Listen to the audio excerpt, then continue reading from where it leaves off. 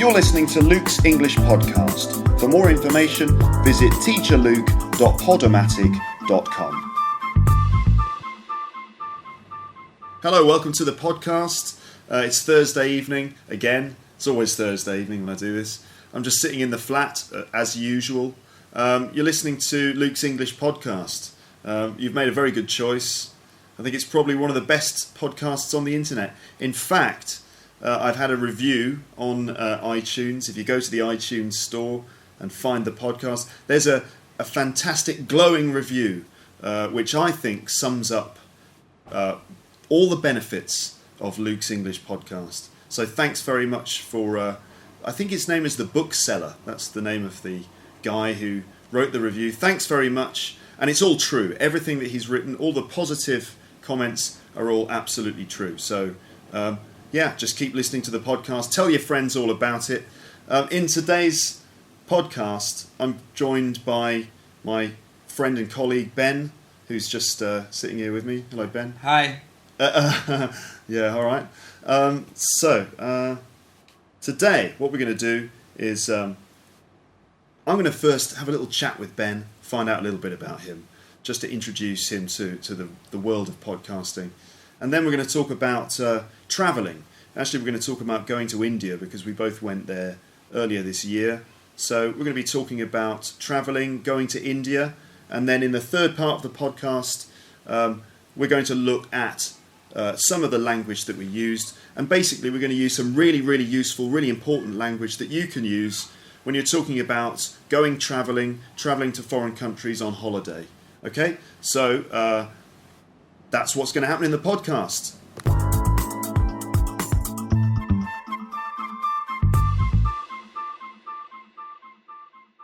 Okay, so Ben, Hi.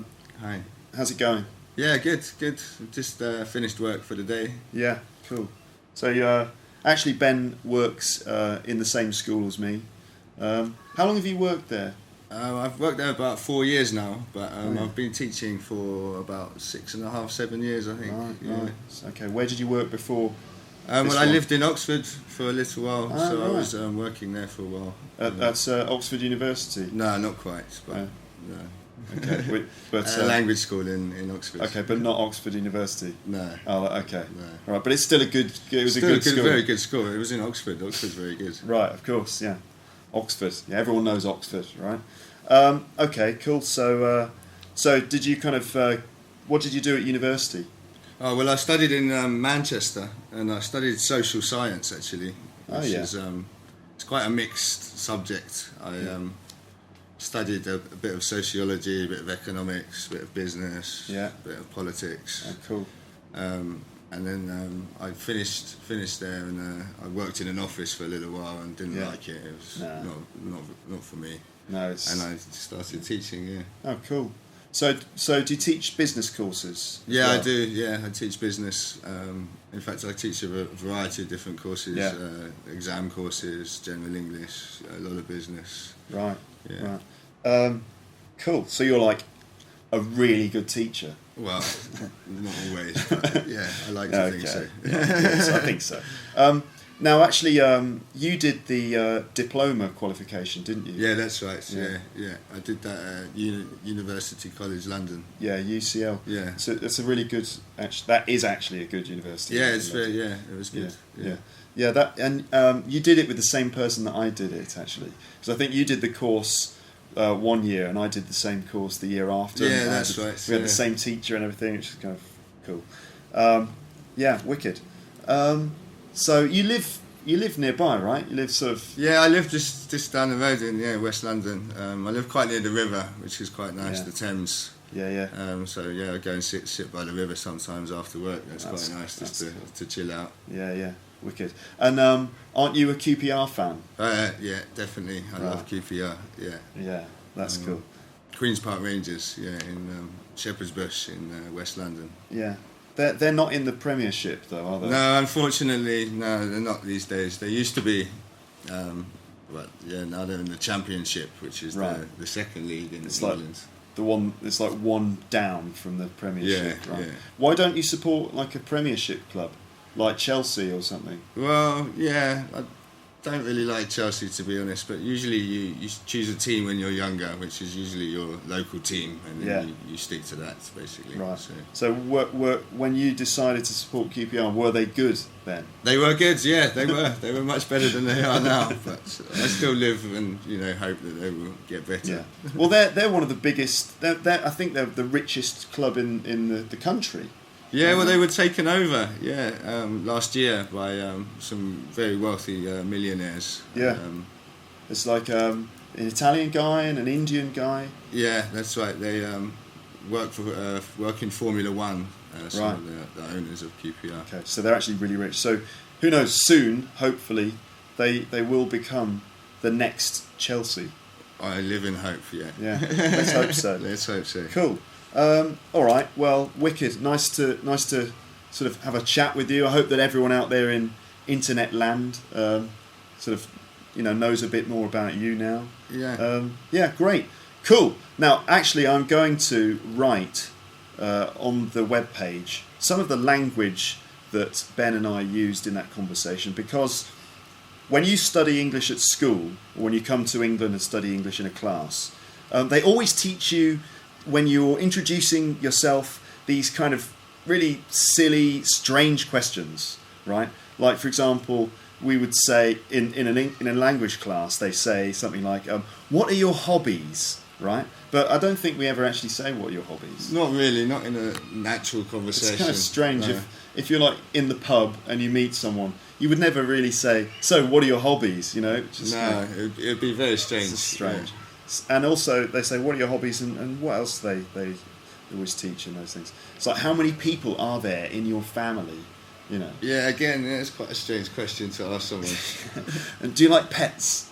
Yeah, not a good question. Yeah. It's always questions like that. But in the conversation that Ben and I had, you'll actually be able to hear definitely a natural conversation that real Londoners, would actually have. So that's a very realistic example. So I'm going to write some of the language from that conversation down, put it on the webpage, and then you can actually learn it, copy it, and use it, and you will then become a better speaker, right? It's just a fact. Sounds a good idea. It's a fact. Yeah, you can't deny it's an absolute fact. Right, so here we come with part. This is going to be part 3, actually, of the podcast. Okay, now. yeah. This is a 4-parter. This is a big podcast. Yeah. So we're coming up to part 3 now. We're going to talk about travelling and going abroad. Okay, here we go.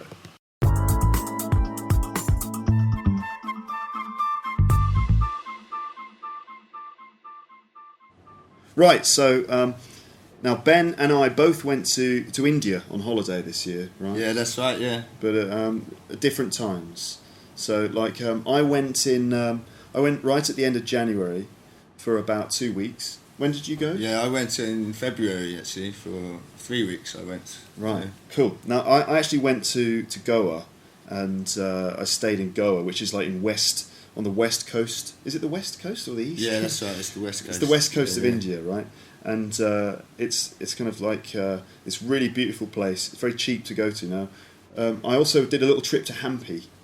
Oh yeah, Hampi, I went there. Yeah. I've actually been to India 3 times now. It was my 3rd time when I went recently, and I went to the south. Yeah. I flew into Chennai, which is on the opposite coast, right, the east coast, and I travelled round the bottom point.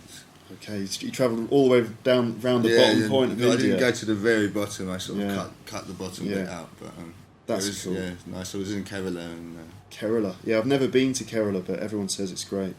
Yeah, it was really, really nice. Yeah. Beautiful place.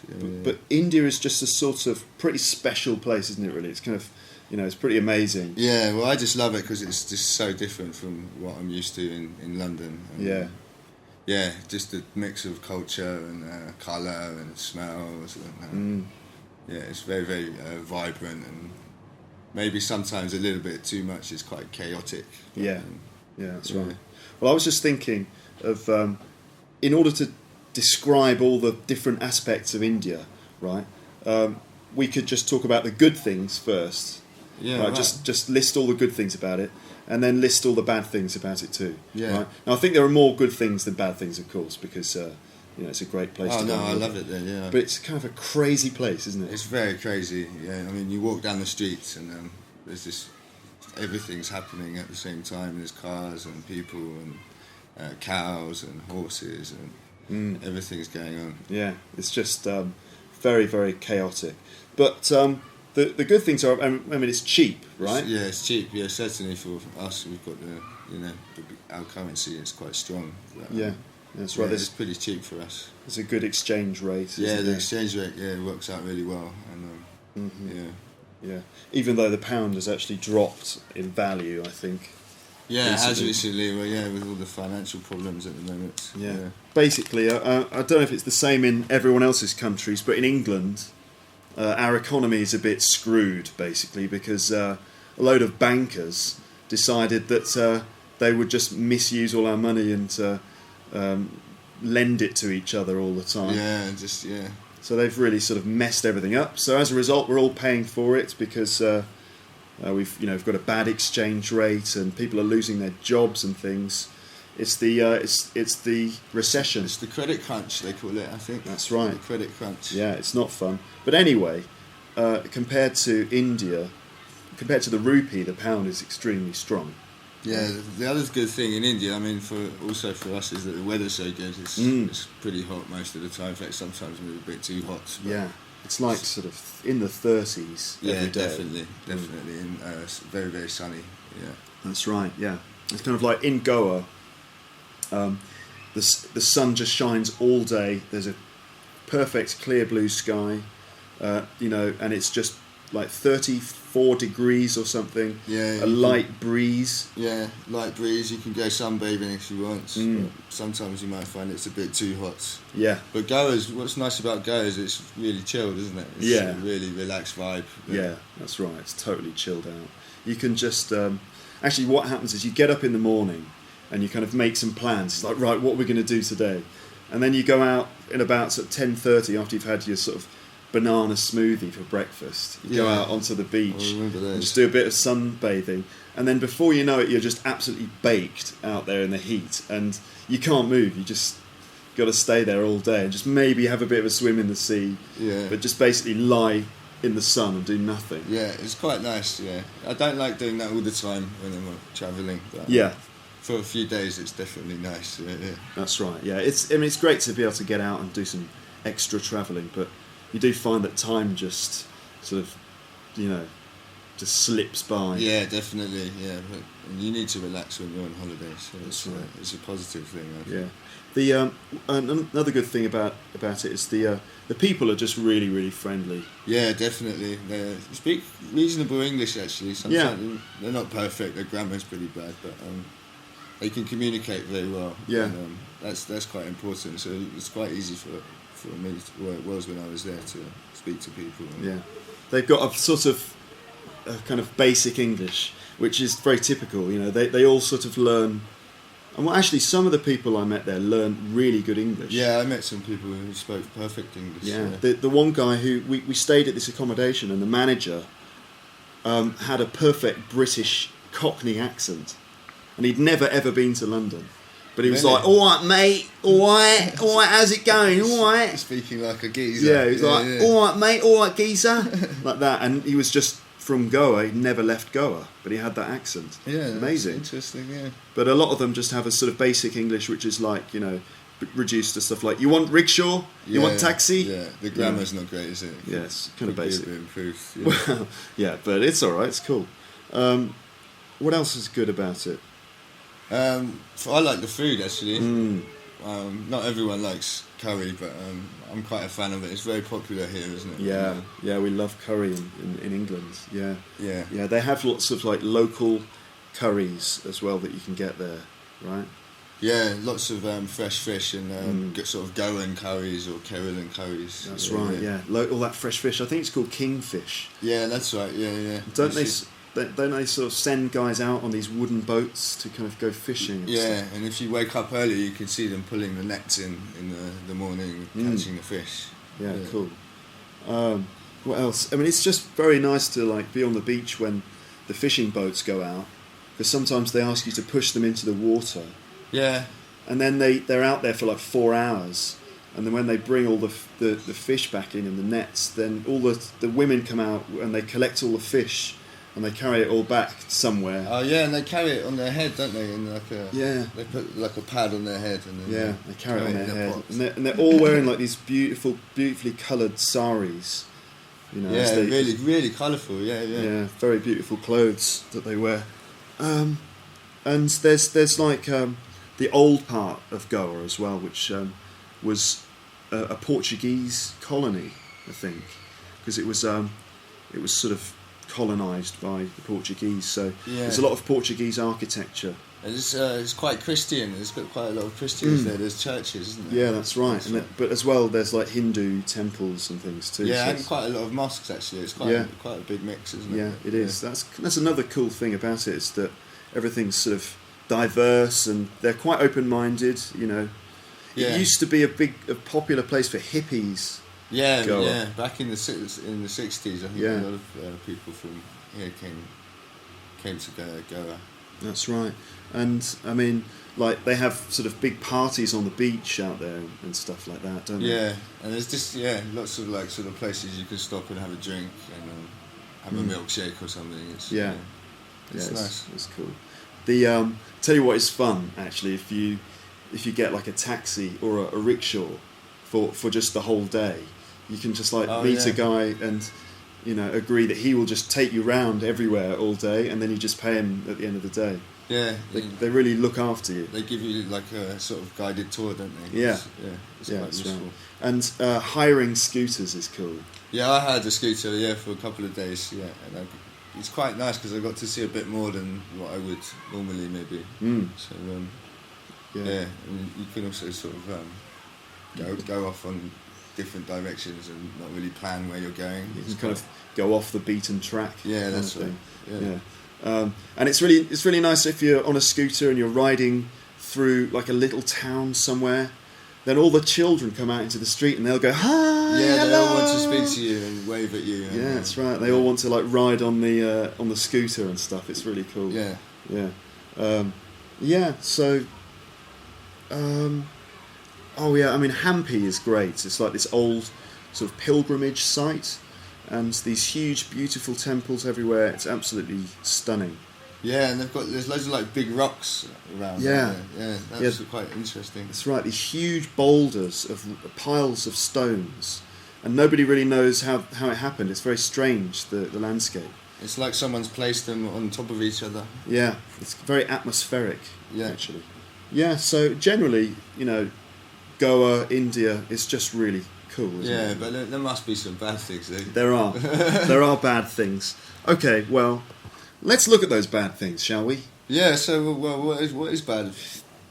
Well, gosh, when you first arrive in India, and if you first arrive, I mean, if you arrive in somewhere like Delhi, right? That's a big city. That's a big city, and that is absolutely crazy. I've never landed in Delhi, but I've heard about it. Yeah, I've been to Delhi. Yeah, but I've landed in the airport at Goa, and that's pretty crazy.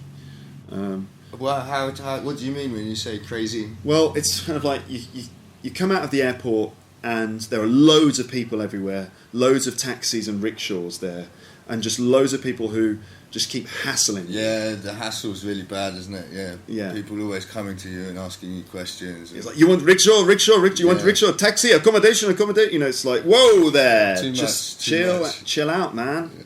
I thought Goa was chilled out, but this isn't chilled out. This is crazy. It's not what you expect, is it? Yeah, it's not what you expect, but everyone's kind of, I mean, it sounds a bit bad to say it, but you feel like everyone just wants to sort of kind of get your money or something. Yeah, I felt that a little bit at times. But everyone's offering a service to you basically, but they offer it very, very strongly. It's kind of difficult to say no. Yeah.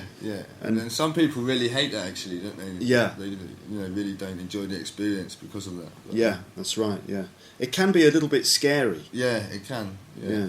Which is kind of weird. Is this, I suppose, just because we're just completely not used to that sort of thing in London, are we? It's not how we do things here. That's right. I mean, in London, everything's got a set price. Yeah. You know, and you go, if you want a taxi, you go to a taxi and order one. You don't wait for the taxis to come to you. Yeah, exactly. Yeah, but in India, it's just like everything comes to you. And you have to haggle, don't you, a lot for pretty much everything you buy. You have to negotiate how much you're going to pay and things like that. Yeah, so you can't just say, okay, how much is it? Because they'll be like, you name me a price. You want I give you a very good price. How much do you want to pay? Yeah, it's quite difficult, isn't it, sometimes? Yeah, that's right. And you have to offer a price. And then if you say no, then they go, oh, please, why?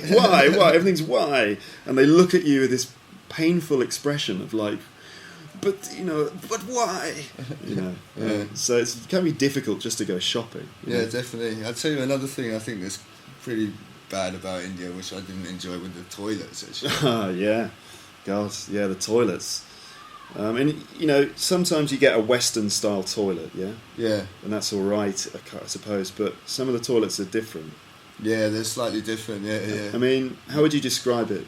I think people call them footsteps toilets. Okay. Yeah. It's kind of just a hole in the ground with a couple of places to put your feet. Yeah, and that's it. And they're pretty smelly. Yeah, that's the main thing. Is the smell of. Yeah, is that your not phone? Not very clean. Yeah, I think that's my phone. I don't know who that is. See your ringtone? Ben's being called on his mobile phone at the moment. There you go. Oh, you got a missed call? Yeah, missed call. Missed call, okay. Back. Right, well, the toilets are pretty bad. Yeah, and that basically the fear that you have there, it can be quite scary because of all these people hassling you, but also it can be scary because you're worried that you're going to get sick. Yeah, that's right. Yeah, particularly you sort of get an upset stomach. Yeah, going to the toilet a lot, obviously. Yeah. You get like diarrhea. Yeah, or delhi belly, as people call it. Delhi belly. That's right. It's a kind of bad stomach, right? And so you get diarrhea and you might be throwing up or something. That's quite common. Yeah, and going to the toilet just a lot. It's kind of you think, oh, I can't touch my mouth with my hands, I can't like just touch my lip or something because that's enough to just get sick. Yeah, and you have to be careful with the water that you drink. Yeah, that's it. Yeah, the water, it makes you really paranoid. Yeah, and you have to be really You're like, careful. oh my God, I hope I'm not going to get sick. Was that glass washed in tap water or in mineral water? If that's tap water, I'm not going to drink it. It's really on your mind a lot, isn't it? It's if I order a hamburger, will the salad be washed in tap water? Because if I do, I'm going to get sick. And it's like, whoa, was the ice in my Coca-Cola, was that? Yeah, ice is always a big worry, I think. Yeah. If you have ice in a drink, that can make you ill. Because the bacteria is still in the water in the ice. Yeah. Right. But there's other health issues, I suppose, as well, isn't there? There's like malaria was one that I remember. I had to take the malaria tablets. Yeah, I had to take malaria tablets. You're still often paranoid about the mosquitoes getting bitten a lot. Yeah, you're very scared of the mosquitoes. You become a sort of like a hunted animal, don't you, at night? Yeah. And just the mosquitoes come and get you. Yeah, and you have to put out your mosquito coil and put the cream on or the spray, whatever you have. And, that's right. Yeah. Put your mosquito nets up around your That's bed. right. I remember when I was staying there earlier this year, just waking up in my mosquito net because I could hear a mosquito going like that's that. Horrible when you're trying to sleep. Yeah. And I was like, oh my God, there's a mosquito in my net, And I had to hunt it down and kill it before I could go back to sleep. Because I thought, if that, that could just bite me all night long. Just get some good drinking, And so I thought, it has to die. So I turned on the light and I hunted it down inside the net. You got it? Got it. Nice. Went back and slept like a baby. Yeah. Once your net's safe, you're comfortable and you can sleep well. That's right. But the malaria tablets as well can have some side effects. Yeah, they made my dreams go a bit crazy. Yeah, I had some very strange dreams. That's right. It made me feel a bit sick as well, actually. Yeah.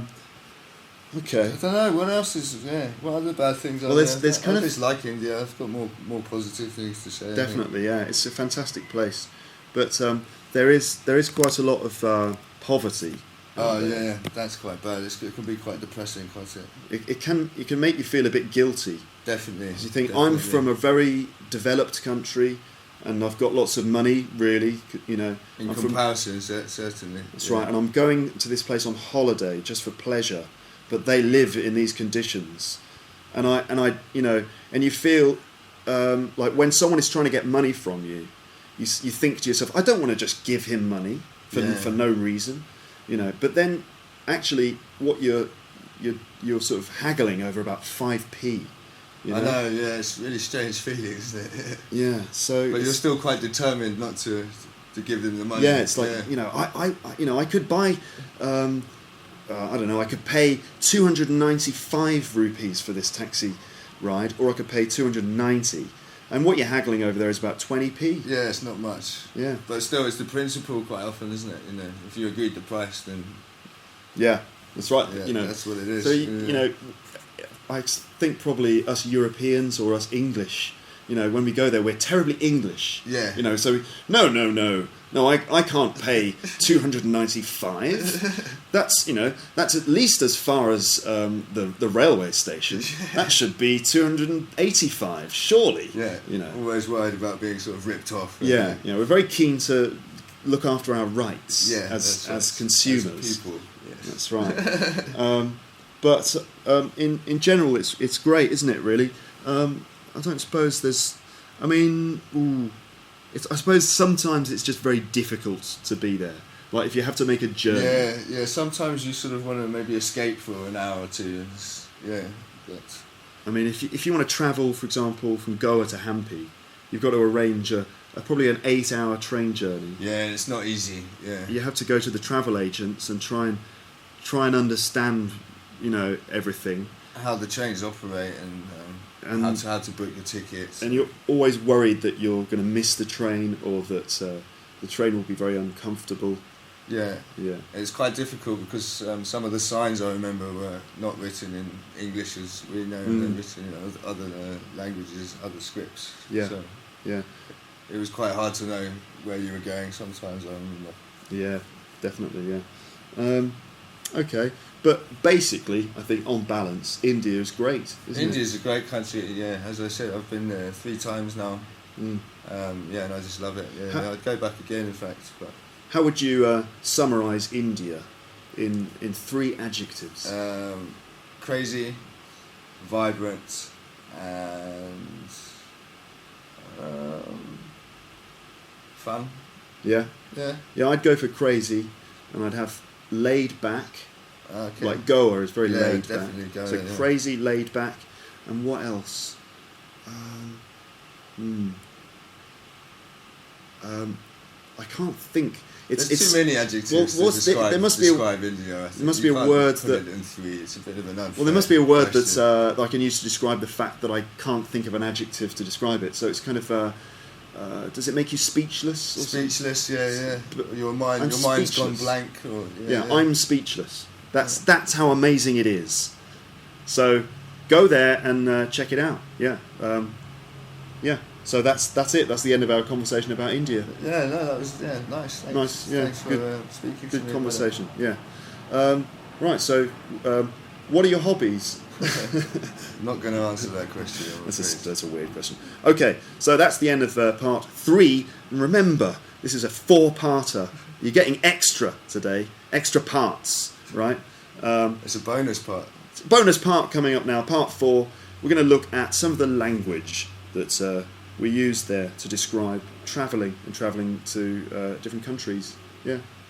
All right, here it is.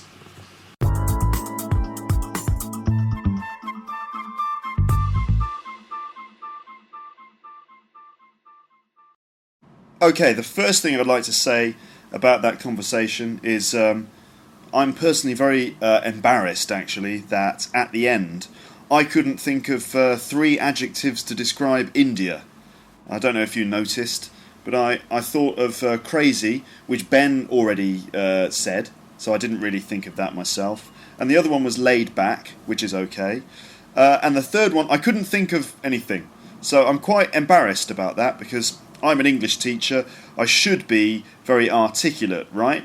but I couldn't think of an adjective to describe India. Anyway, never mind that. The other thing I'd like to say about that conversation is that it was very long, and also there were loads and loads of really good bits of vocabulary in there, and it was a very good example of a natural conversation between two English people, right? So this is going to be quite a long podcast, I think, because it's already 30 minutes long, and now I've got to explain a lot of the language that Ben and I were using in that conversation about India. The previous section, where I asked Ben some questions and got to know him, I'm not going to explain that language here on the podcast, but there will be explanations written on the web page. So you'll be able to go to the web page, which is teacherluke.podomatic.com, and you can see some of the language written down there and explained. But the conversation that we had about India, I'm now going to go through a lot of the language that we use, some of the vocabulary and expressions, and I'm going to explain them for you. I will also write them on the web page too, so that you can read them and learn them that way. But my advice for you in terms of improving your English, a very good exercise that you can do is called upgrading your English, and that means that you listen to a native speaker, listen to the way a native speaker describes something, and look very closely at the language, the expressions, the vocabulary that they use, and then just copy it. Okay, that's it, just copy it. So you can do it in 3 stages. The first stage is you talk about a topic yourself in your own English. The second stage is listen to some native speakers talking about the same topic and listen to the language they use. And the third stage is you talk about the topic again, but this time you try to use some of the language and expressions that you heard the native speakers using. And that is how you can use this podcast to improve your English, okay? Think about the topic that I'm talking about. Think about how you would explain or describe that topic. Listen to me describing it, copy my language, and then use it in your conversations and descriptions. Then you can upgrade your English, right? I think it's a good way to improve your English, okay? So now I'm going to explain some of the language that I used with Ben when we were talking about India. Now there's a lot of language, so I'm just going to go through the language in the same order that we used it in the conversation, okay? So first is an expression, to go travelling, right? And that is the expression that we always use to describe going to another country for maybe 2 weeks or more, maybe a year, something like that, and living in that country, travelling around, visiting different places. We always say to go travelling. So for example, you would say, after university I went travelling for a year, or after university I went travelling in South America for 3 months. Okay, to go travelling. All right. Also, you can do a trip somewhere, or go on a trip somewhere, and that means that you make a short travelling. You travel somewhere for a shorter time. For example, when I was in India, I did a trip to Hampi. Okay. Next one is to fly into somewhere, or to fly out of somewhere. That means that you land via aeroplane in that airport, okay, and you leave via another airport, right? So, for example, I flew into Goa, right? Or you could say, I flew into Delhi, I travelled around India, and I flew out of Mumbai airport, for example, okay? Let's see. Talking about the location in a country, I said that Goa was on the coast, on the west coast of India. So on the coast means it's on the edge of the country, next to the sea, okay, on the coast. If something is not on the coast but in the middle of the country, you can say it's inland. So, for example, it's 8 hours inland, right? Okay. So, if, for example, if you're talking about Brazil, you can say that, let's see, Rio de Janeiro is on the coast, right? But Brasilia, that's the capital city, Brasilia, is inland, okay? So, on the coast, inland. If you're talking about an island, yeah, you can say it's off the coast of somewhere, all right? So, for example, let me think of an example for you. Okay, let's say the Isle of Man. The Isle of Man. That's a small island in the south of England, right? And you could say it's off the coast of the south of England, right? Okay. Let's see. So that's off the coast of. You can say also it's in the north, right? For example, it's in the north of England. So you might say Manchester is in the north of England. But you can also say to the north of, right? And that's different to in the north of, right? So you could say, for example, Oxford is to the north of London. Okay? That means it is above London, yeah. But Manchester is in the north of England. That means it's in England, but in the north part. Okay, so to the north of somewhere and in the north of somewhere. Let's see. I think I said there's a good exchange rate. So that's about money. Okay, so you're probably familiar with exchange rates. That's when you change your currency into another currency and there's an exchange rate. Okay, so we say that an exchange rate is good or bad, and we say that a currency is strong or weak. Okay, so for example, the pound is very strong compared to the Indian rupee. Okay, now the pound was stronger before, but now we've got some economic problems. So the pound has dropped in value. That means that the pound is worth less than it was before. It's dropped in value. Okay. The opposite would be it's gone up in value or risen in value. Okay. I mentioned problems with the economy, and the two terms that we used were it's the recession, and the recession means that there is an economic slowdown. Okay, and it's rather complicated, but it means that the economy of the country is slowing down. So, for example, there's less money available, there's more unemployment, so there are fewer jobs. Other examples might be that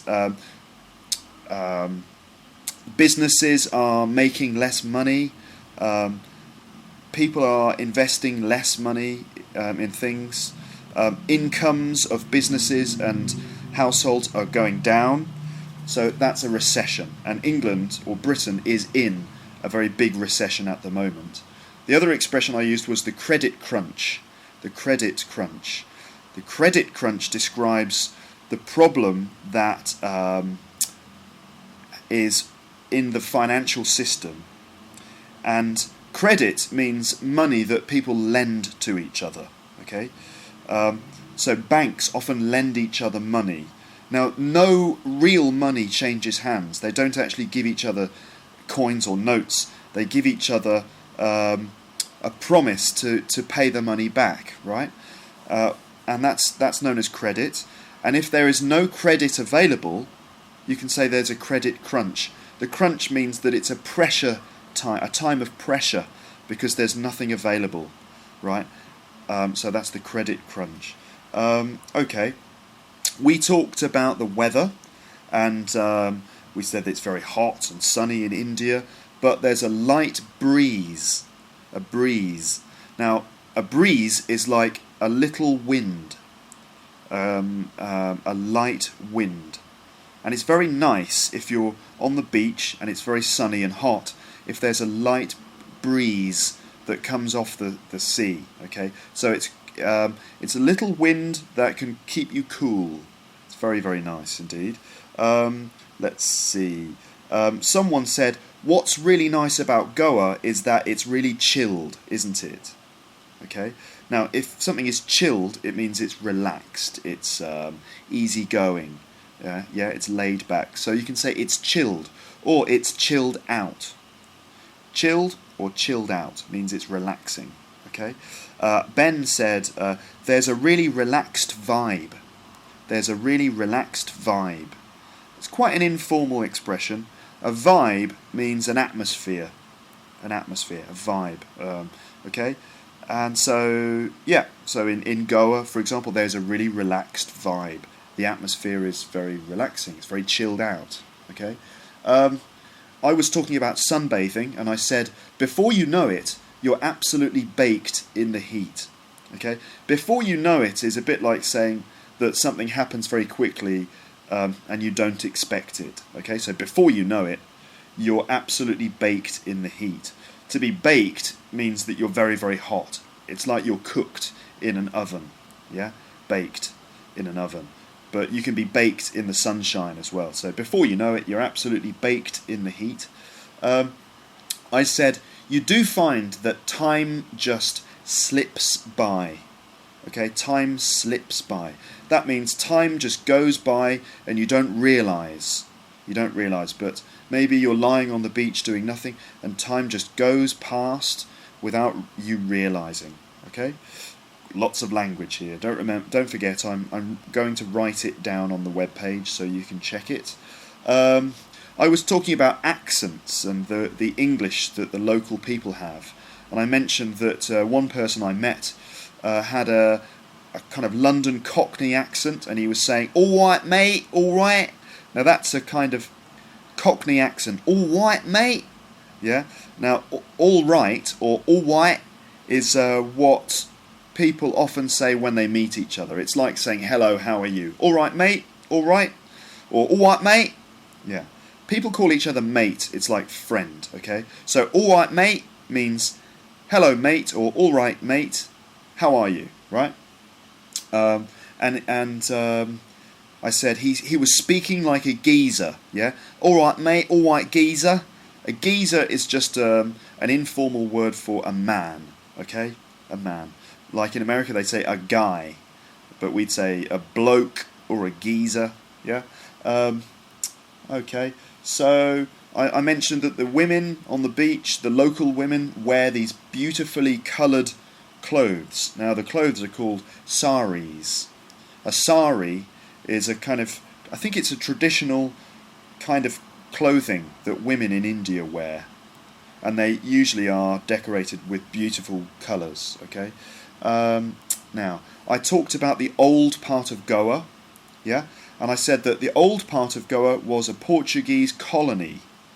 Now a colony is a word for when people from another country sort of set up maybe a city or a civilization in another country. It's called a colony. Now the colonies were set up sort of hundreds of years ago, okay, when people first started travelling around, and most colonies were set up by European countries, like the British had colonies in India, and they had colonies in the Caribbean and lots of other parts of the world, in Hong Kong, for example. And Goa was a Portuguese colony. So many hundreds of years ago, Portuguese sailors travelled to Goa and they set up a kind of civilization there. It became a colony. So to colonise, the adjective is colonial. So, for example, there are lots of colonial Portuguese buildings in Goa, right? Colony. I think Ben said that the people there, or the atmosphere, is quite diverse. Now, diverse means that there are lots of different types of people and different religions, different ethnicities. It's quite diverse. Okay, so for example, London is very diverse because there are people from lots of different countries. There are many different religions, so it's very diverse. I think perhaps somewhere like Japan is not very diverse because most of the people are Japanese. there's a small minority of foreigners, so it's not very diverse. It's becoming more diverse all the time, but it's not as diverse as somewhere like Washington DC or New York or London, something like that. Okay, so diverse. The noun is diversity. Yeah. Let's see. We were talking about hiring scooters. So scooters are like little motorbikes, and I said that you can go off the beaten track. Now the beaten track is, let's say, the places where tourists always go. Okay, so if you go off the beaten track, you go to places where tourists don't usually go. So if you hire a scooter, it means you can go to lots of little towns, little villages where tourists don't usually go, and you go off the beaten track. That's an expression that people use a lot, to go off the beaten track. What else did we say? I talked about Hampi. Hampi is a place sort of 8 hours inland from Goa, and I said it's an old pilgrimage site. Now, a pilgrimage is like a religious journey, okay? And the people who do pilgrimages are called pilgrims, right? And probably the best example is the Muslim pilgrimage, which is called the Hajj, or the Hajj. And every year there's a pilgrimage to Mecca, where thousands and thousands of Muslims travel from all over the world and they visit Mecca, okay? So that's the best example of a pilgrimage. But in India, Hampi is this beautiful place with lots of Hindu temples that is a pilgrimage site for Hindus. Okay, they go there and they visit the temples and they pray and so on. Okay, a pilgrimage site. Let's see. I said that Hampi was stunning. Now, I've mentioned stunning before on other podcasts. It means it's so beautiful that it's amazing, right? And I said about the landscape that there are huge boulders. So boulders are very, very large rocks, really big rocks, okay? I said that the Hampi is very strange. Strange means weird, odd, bizarre, okay? Because of these big boulders, it looks very strange. And I said it's very atmospheric. Atmospheric means that there's a very strong atmosphere about the place. Okay, so those are all the good things that Ben and I talked about. We also talked about the bad things. One of those was that when you arrive in India, immediately there are loads of people who just keep hassling you. They just keep hassling you. So to hassle someone is to, let's see, for example, ask someone lots of questions, or keep asking for money, or keep offering something. So if you can imagine, when you arrive in India, there's lots of taxi drivers, and they're all saying to you, you want taxi, come to my taxi, please, I'll take you anywhere, very good price, you want a rickshaw, you want accommodation, taxi, and that's hassle, right? It's the same in India if you go to the market. People say, please look at my market, please, look. You don't have to buy, just look, very good price. You want t-shirt, very good quality. Please come to my store. And it's kind of exhausting. So that's hassle, to hassle someone. Okay, and I said, just chill out. And that's an expression that people use to mean, just relax, yeah? Stop hassling me. Okay, and I said it can be a little bit scary, right? Because we're not used to that sort of thing in London. We're not used to it. That means that we're not accustomed to it. I mentioned used to in another podcast. Now, if you haven't listened to my other podcasts, here's a perfect opportunity for you to go back to some old ones, listen to the language sections, because I think it may be in episode 3 that I talk about used to. Okay, in this case, we're not used to being hassled in London, right? That means that it's difficult for us to do it because we're not accustomed to it. Okay, when you're going shopping in India, I said, you have to haggle for pretty much everything you buy. To haggle over price. And that means you have to, for example, agree on a price. So if I want to buy a t-shirt, I'll say, oh, I'll buy it for 100 rupees. And the shopkeeper says, no, not 100 rupees, 200. And I say, okay, 125. He says, no, 175.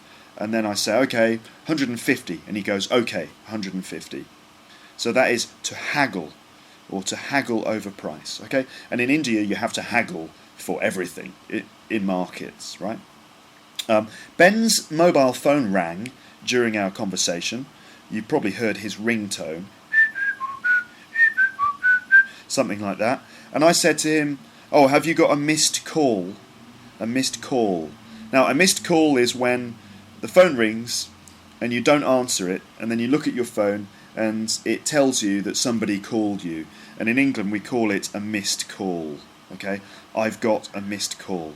All right? Now, Ben and I also talked about health problems in India. And I said that you're worried that you're going to get sick, particularly an upset stomach. Now, an upset stomach just means a bad stomach. Okay, it means if you eat something bad, you feel really sick in your stomach. So you get an upset stomach. And I said you can get diarrhea. Now, diarrhea is not very nice. If you have diarrhea, you have to go to the toilet, and you have to sit on the toilet for a long time. Sometimes you have to rush to the toilet, and it means that when you do a poo-poo, right, it's disgusting.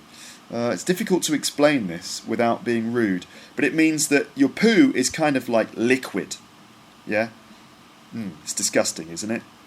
But if you had food poisoning or a bad stomach, you might get diarrhea. In India, or tourists to India call it Delhi belly. Your belly is your stomach, right? So Delhi belly means an upset stomach that you get in India, right? Also, if you get Delhi belly, you might be throwing up or vomiting. That's when all your food comes out of your mouth again. Ugh, it's disgusting. If you drink too much beer, you might throw up. Yeah, it's horrible, isn't it? Okay, I also said that it makes you really paranoid. Okay, paranoid. Now, because you're scared that you're going to get sick, because, for example, if you eat some bad food or if you drink some bad water, you'll get really sick, and you're paranoid. That means that you're always worried that something bad is going to happen, right? For example, if you're on holiday in India, you might think, oh no, I hope that water isn't going to make me sick, or I can't do that because I'll get sick, and I hope I haven't got, I hope I'm not going to get sick after drinking this. Paranoid. Okay. We also use the word paranoid in other situations when you're worried about things that you shouldn't be worried about. For example, oh, nobody likes me, or I hope that everyone doesn't think I'm stupid. Okay. Paranoid. Okay. I talked about mosquitoes, and I told a story about how there was a mosquito in my bedroom, and I had to hunt it down. To hunt something is like when, for example, you want to kill an animal for food. You hunt the animal. Okay. But in this case, it was a mosquito because I didn't want it to bite me. Right. So I had to hunt it down and kill it. And after I killed it, I went back to bed and I slept like a baby, right? To sleep like a baby is an idiom. It means that you sleep really, really well, okay? So I killed the mosquito, I went back to bed and I slept like a baby, okay? Malaria. Malaria is an illness that you can get from mosquito bites, and you have to take malaria tablets or medicine. And malaria tablets can have side effects. A side effect is another effect of the medicine that is not the intended effect. Okay. For example, if you take aspirin because you've got a headache, it will stop the headache, but it might hurt your stomach. Okay. If it hurts your stomach, that's a side effect. With malaria tablets, it prevents malaria, but the side effect is that it gives you bad dreams, okay, or it gives you trouble sleeping. So that's a side effect of malaria tablets, okay. What else? We said that in India there's quite a lot of poverty. So poverty is the social condition when there's no money and people live in bad conditions.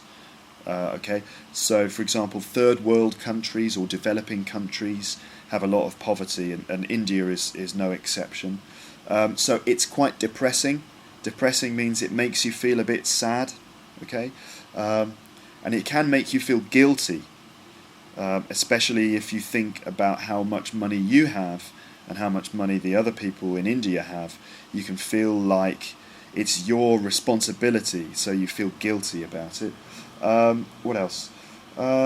We talked about haggling again, and we talked about how when you're haggling over price, it's silly because the price difference for us is very small. It could be 5p or 20p. And what you're haggling over really is the principle. So it's not the money, it's the principle. And the principle means that it's what you believe. For example, you believe that you shouldn't pay more than you think is right. So actually it's not the money that you're haggling about, it's just the fact that you don't want to pay any more, right? It's just the principle of it. Because the English are always worried about being ripped off. If you are ripped off, it means that you have to pay more than something is worth. You have to pay more than the value of something.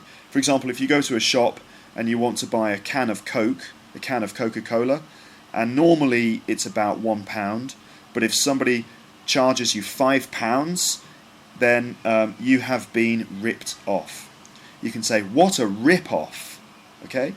So in like English tourists, when we go to India, we're always worried that we're going to be ripped off, so we haggle, right? It's silly because the money is actually only a small difference. It's only about 20 pence or something. That's right. So, at the end of the day, on balance, ultimately, India is great. That's what we agreed. And then Ben and I tried to think of 3 adjectives each. We only actually thought of 4 between us, which is very embarrassing. But I think Ben said that it's crazy, right? Which is true, I suppose. What else? He said that it's... I can't remember what he said now. Certainly crazy. I said it was laid back. Ben said it was fun. Yeah. And I said that it makes me speechless, which, if you're speechless, it means that you just don't know what to say. Okay, which is true. I think, as well, at the beginning of the conversation, Ben described Goa as vibrant. Vibrant. Now, if something is vibrant, it means there's lots of activity going on, it's exciting, lots of people moving around, and it's very busy and in a good way, right? He also said it's quite chaotic. Chaotic is the adjective from the word chaos, right? And it's true, India is very chaotic. Chaotic means that there are lots of things happening, there's no order. Everything is just happening at the same time. For example, if you're driving down the street, there will be people driving taxis very close to your car, people overtaking, driving in front of you, people crossing the street, cows in the street, dogs running around, and it's just chaotic, right? There's no organisation, no order. So, that's it. This is definitely the longest podcast I've done so far. But I think it's great. You're getting extra language and extra stuff in this episode. So lucky you, right? Don't forget, I will write all of this language on the web page so you can check it out there. I'm going to finish with a question. My question is, have you been to India? What do you think of it? And my other question is, tell me about an experience, a travelling experience that you've had recently. And you can perhaps try and use the language that Ben and I used in this podcast. So that's the end of this podcast. Let's see, it's almost an hour long. So I hope you liked it, and I will give you another podcast very, very soon. That's it. Bye, bye, bye, bye, bye. Thanks for downloading Luke's English Podcast. Don't forget to email me at luketeacher@hotmail.com.